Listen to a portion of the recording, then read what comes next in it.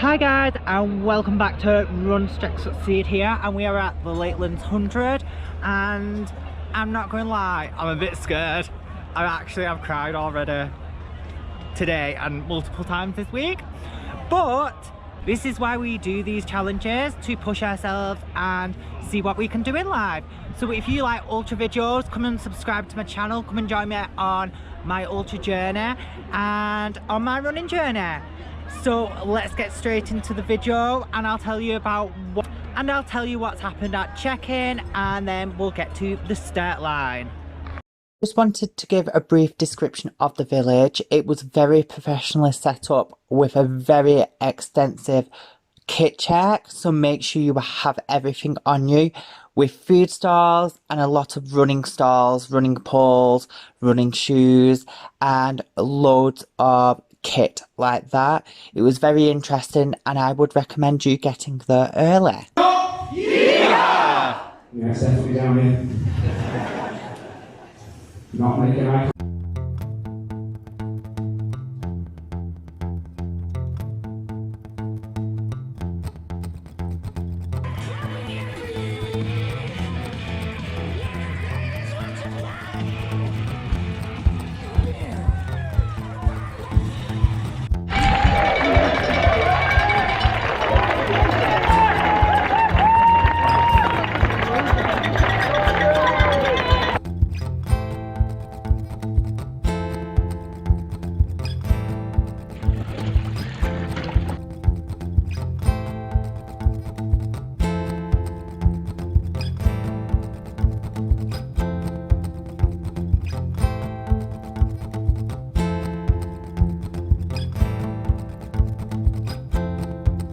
Hi guys, so this is my first check-in.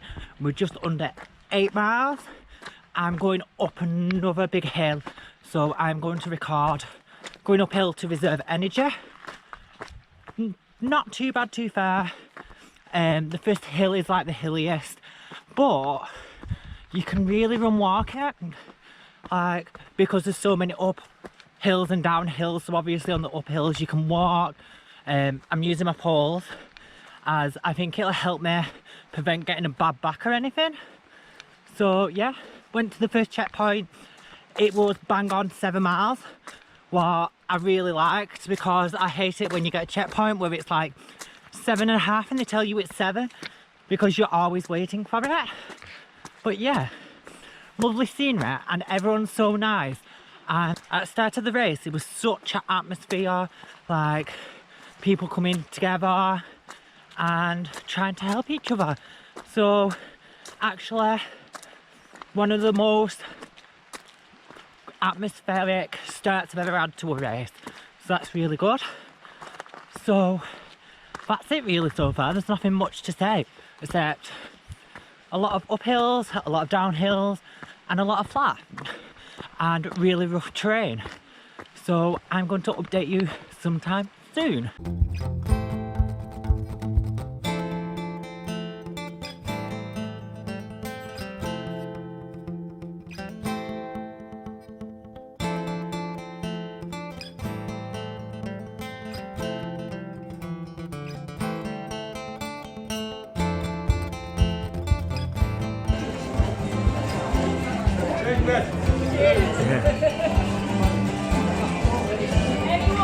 Water!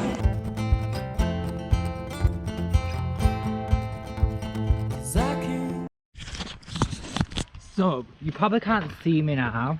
I'll see if I can turn that down.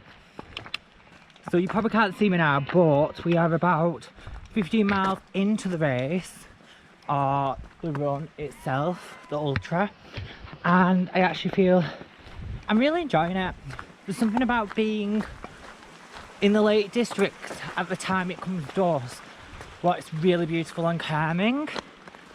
I have been bit by like 100 flies because we went through a swampy area, but other than that it's really good. It's about 3.5 hours in, so that is like really good timing. Like, that's where I want to be. I don't want to be too quick, because then I will obviously burn out. but I am really enjoying it. It's coming dark now, so I might not see you till the morning because I don't know if there's a point in recording if you can't see me. I might do little videos and clip it if I feel like it, but I'm just going to try to power on as much as I can through the night because we started this race at 6, so I want to try to get to the 50-mile point before the 50 start off in my head, because if I can get ahead of people and I win the 50, I might try to keep up with them slightly and it might give me a push. So that is my plan. So I hope it works. But it is a bit dark and rough underfoot for go really quick. So hopefully power walking and maybe little runs on the road. But other than that, actually a beautiful event. Get rid of my temptations. I can't get all of my own mind. So guys, I was so close to pulling out. It's rained all night and I fell over, broke my running pole, felt like I was going to fall to my death. I'm not even joking. Fell 100 times. I'm literally filthy. So basically from that point I rang my boyfriend and was like, I don't know whether Dina just because I was a bit scared of breaking my bones, because obviously I've got to teach, I'm self-employed, and so-called the rest of the race is not as bad as the first bit, so hopefully that's true. So I've got one running pole, I've told them to put the other one in the bin. We tried to fix it with some duct tape, but it's not happening. So yes, the next bit's flat, 8 miles to the next checkpoint, and then it should be about 41 miles, and then it's the big checkpoint in the middle. I'm actually feeling like I've got some hope again, and it's just nice to be on the flat, to be honest. And I don't know where I'm going, so I'm going to go because I've got to catch these two up, so I know where I'm going. I've been through my frustrations. I cannot seem to find it. I literally don't know how I'm carrying on because the weather was so awful last night. It slowed us all down. I fell so many times. I just want to actually get as far as I can. And I didn't eat enough food because I couldn't find food what I could eat being vegan. But now I've got some sort of second wind because I don't know, I had a gel and the sugar, and then someone's left some sweets but it turned out to be vegan, so now I'm going to get as far as I can. Hopefully finish actually. I don't get why I'm so emotional about this at all. I just feel like if I've done that first bit, what's absolutely fucking awful, but I've got to do this bit because this is meant to be 10 times easier. And I feel like if I can change my shoes into dry socks, I feel like I'll be able to run a lot better. My legs are not tired, my feet are just wet and sore and rubbed to death. This has been absolutely like the shortest clips in each video, but do you know what? It's absolutely beautiful. But like, I've just not had the time to record loads of footage. Cause I can't move through my temptations. I can't get all of my. Right, this is my decision. But it's getting really hot, so I'll probably get sunstroke. I've got one pole. I hurt my leg falling over last night. So if I don't get to the next checkpoint and have 45 minutes, so I have at least like 20 minutes to sit down, I'm just going to pull out because I'm just not enjoying it, and it's nothing to do with the race. And I'm not saying the race is easy, but the course isn't as hard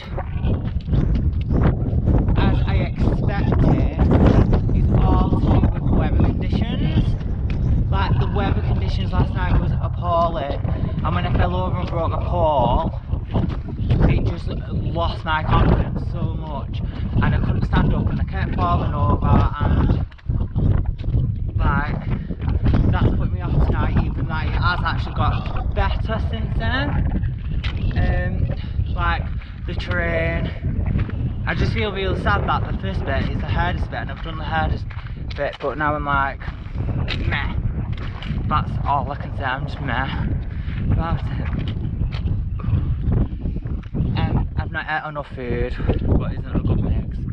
Right, I'm going to tune out, and we'll go and try and get to the checkpoint as quick as possible. I don't know where I'm going, I've lost everyone, I'm at the back. So guys, this is where I pulled out at 49 miles, and it took me 18 hours. I did make it just before the cut-off, but I couldn't be bothered chasing the cut-off. I had blisters on my feet, and I felt at about 29 miles, broke my running pole, and that led to me losing a lot of confidence as I kept falling over because it was so slushy because of the weather. At the time, I thought I was being clever and making myself safe, that I wouldn't break anything because I teach fitness, but now I wish I actually just carried on and was a bit more daring, as I feel like I could have completed the full race at 49 miles. My legs weren't sore, and also I didn't find the elevation and the distance as hard as I thought. I just found the environments very different to other races I did. I'm glad I did the race. I really enjoyed it. I really enjoyed the whole experience of it, and I'm glad I've had a new experience and that I can learn from that experience. There is a couple of things I would totally have done different. I would have wore some thicker shoes, as the shoes were zero drop by Innovate, and they had no padding, or like the base was very thin, so every time I hit a rock it just destroyed my foot. Also, water got into them very easy, being so low, causing friction, causing blisters. Another thing what someone else was doing, what I thought was really clever, is that we took socks for every 20 miles. I would actually do that in all my races going forwards, because I feel like it's just something what's really convenient and might prevent blisters. Also, this year, because I do really want to enter next year, I am going to learn about using poles more, how to care for blisters, and other stuff what generally you don't have to know on a lot of races. On an event like this, it would be really, really useful. And that is stuff what I would do next time. I do want to say that event was well organised. It was so organised. There was like the mapping and the tracking. It was like in a geonet, so if you went off too far, they will phone you up. The bag check was very thorough. The bag check, you needed everything on you. We checked everything. I would recommend taking everything in a plastic bag and then repacking it when you get there. Also, I'd recommend getting there at 9 o'clock in the morning, because we arrived at 2 and it didn't really give me a time to rest, to be honest. It just gave me enough time to bag check, talk to a couple of people, and then go into the briefing, what was really good and really fun actually. And the cowboy theme and all the stalls were just really good, and amazing bunch of people. There was a really community aspect to the race, and yeah, so that's it really. I really enjoyed the whole thing so much, and I wish I didn't chicken out a bit. I just didn't leave myself. When I started to panic a bit, I spent too much time panicking, what didn't give me enough time of a gap to get to the checkpoints I felt like in the future, and I couldn't deal with doing the 100 miles, getting to the end and them being like you're 10 minutes too late. What came in my head, but now I wish I did carry on, but we can't change that. It's just given me a lot of experience to learn from next time.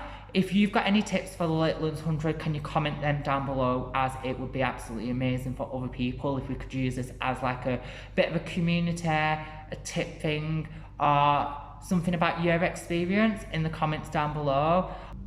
So hope you enjoyed my video, even though I did DNF. We have got Leeds to Liverpool 100 in a couple of weeks, what I will be doing. I did it last year, hopefully this year I'll get a PB. So that will be a challenge in itself.